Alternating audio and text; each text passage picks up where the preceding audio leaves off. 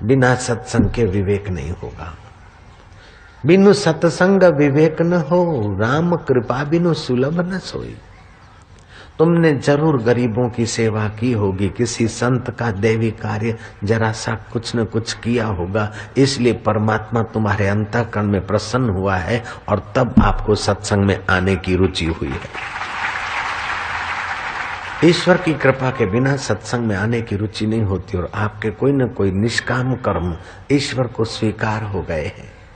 चाहे फिर माँ बाप के आंसू पहुंचे हो, चाहे आपने नॉन वेज को दूर ही रखा हो, चाहे आपने और कोई सिद्धांत को पकड़ रखा हो, दैविक सिद्धांत को कुछ न कुछ आपके द्वारा बढ़िया काम हुआ है।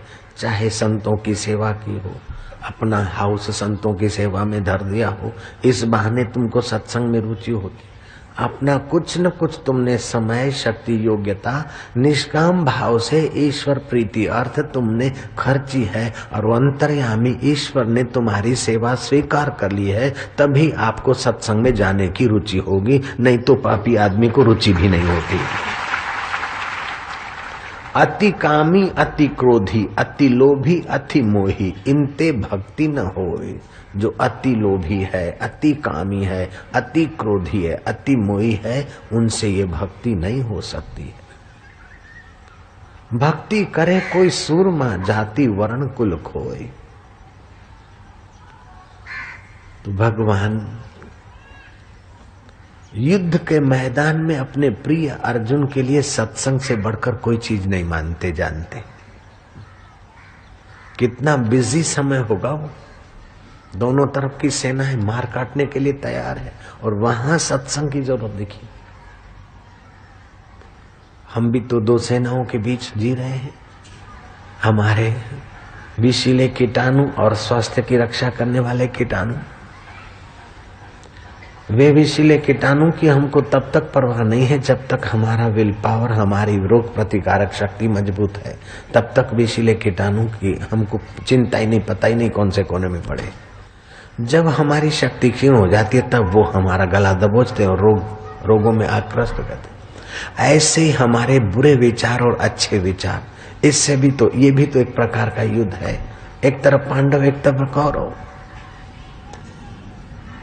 तो अच्छे विचार पुष्ट होंगे तो बुरे विचार दबे रहेंगे, सुकड़े जाएंगे, नष्ट होते जाएंगे। अगर अच्छे विचार सत्संग से नहीं मिले तो बुरे विचार हावी हो जाएंगे। जरा सा ये कर लो, जरा सा वो कर लो, ऐसे करते करते बुरे विचारों का हिस्सा प्रकट होगा तो सुख के साधनों में भी आदमी देर सवेर दुख की खाई में गिर जाता है। और अच्छे विचार मजबूत है तो दुख की खाई में पड़ा हुआ आदमी भी देर सवेर सुख के शिखर सर कर देता है। इसलिए कहते हैं 100 काम छोड़कर भोजन कर लो, 1000 काम छोड़कर स्नान कर लो, 1,00,000 काम छोड़कर दान पुण्य कर लो, लेकिन करोड़ काम छोड़कर हरि का ज्ञान और हरि का ध्यान धर लो। इसी में तुम्हारा मंगल है, इसी में तुम्हारा कल्याण है। शुचि नाम श्रीमताम गेहे, योग भ्रष्टोपि जायते, अथवा योगी नामेव कुले भवति धीमताम। मेरा भजन करते करते यात्रा अधूरी है, वो मर गया है तो उसको स्वर्ग का सुख मुफ्त में मिलेगा, उसका पुण्य मुण्य नष्ट नहीं होता है। अधिक भजन है तो ब्रह्मलोक का वैभव भोगेगा। फिर शुचि नाम श्रीमताम गे है, पवित्र श्रीमानों के घर मेरे भक्त को जन्म देता हूँ। अगर भगवान को धनवानों से एलर्जी होती तो अपने प्यारे भक्त को धनवान के घर क्यों जन्म देते। जयराम जी की हिंदुजा कंपनी, तालियां बजाओ। नारायण हरे नारायण हरे। बुद्ध को कैसे जन्म देते सम्राट के घर, और मेरे को भगवान नगर सेठ के घर क्यों भेजते। अगर ईश्वर को एलर्जी होती तो। हमारा जन्म हुआ उसके पहले हमारे पिता के पास एक सौदागर बड़ा झूला देने आया। बोले आप स्वीकार करो। मेरे पिताजी ने कहा हमारे पास कमी नहीं है, हम क्षत्रिय हैं, दान लेना हमारा अधिकार नहीं है। बोले दान नहीं है, हमको रात को गजब की प्रेरणा हुई है, आपके घर कोई बालक का जन्म होने वाला है। पिताजी ने कहा तुमको कैसे पता चला। बोले स्वप्न आया है। हम जन्मे उसके पहले जो सौदागर के द्वारा झूला झूलने को दे जाता है, पहुंचवा देता है, उसको कितना प्यार होगा अपने भक्त के लिए और श्रीमान भक्त के लिए। हम लोग माता के गोद में आए, उसके पहले माता के शरीर में दूध बनाने वाले ने कितना हमारा ख्याल किया होगा।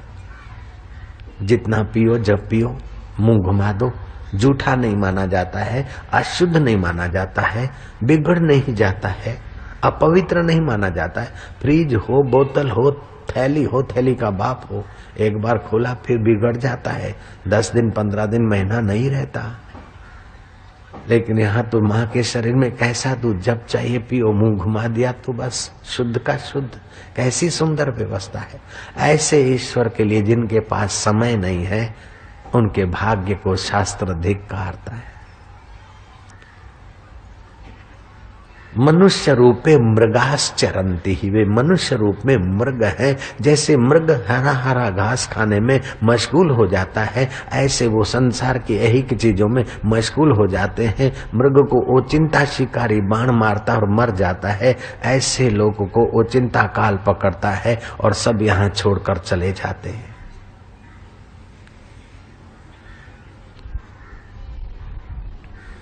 एक सम्राट था, उसकी आदत थी जोकरों को बुलाता, कुछ जोक्स करे,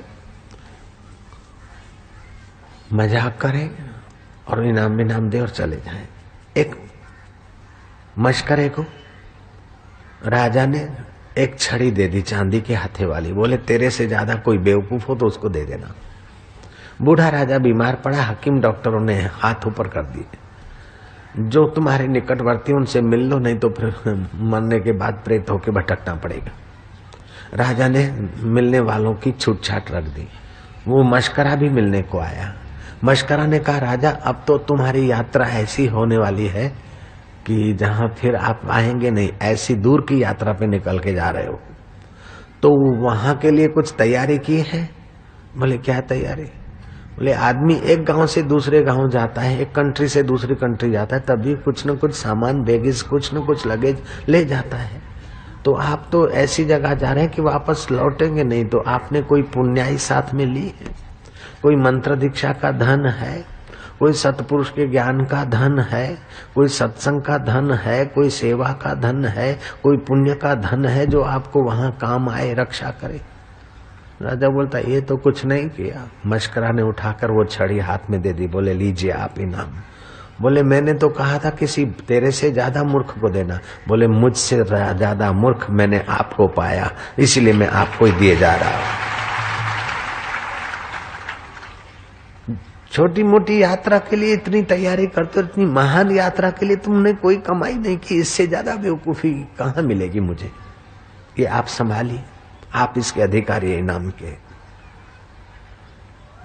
अपने जीवन में वह प्रसाद की आवश्यकता है, जो प्रसाद मृत्यु की चोटों से हमारी रक्षा करे, जो प्रसाद जन्म मरण के नरकों से हमारी रक्षा करे, जो प्रसाद अशांति से हमारी रक्षा करे, जो प्रसाद माता के गर्भों में जाते जाते फिर नालियों में भटकने से हमारी रक्षा करे। ऐसे प्रसाद की मनुष्य जीवन को नितांत आवश्यकता है। कृष्ण कहते हैं प्रसादे सर्व दुखा नाम हानि रस्योपजायते प्रसन्न चेतसो यासु बुद्धि पर्यवितिष्ठते। प्रसाद से सारे दुख दूर होते हैं और बुद्धि उस प्रसाद स्वरूप परमात्मा में स्थित होती है।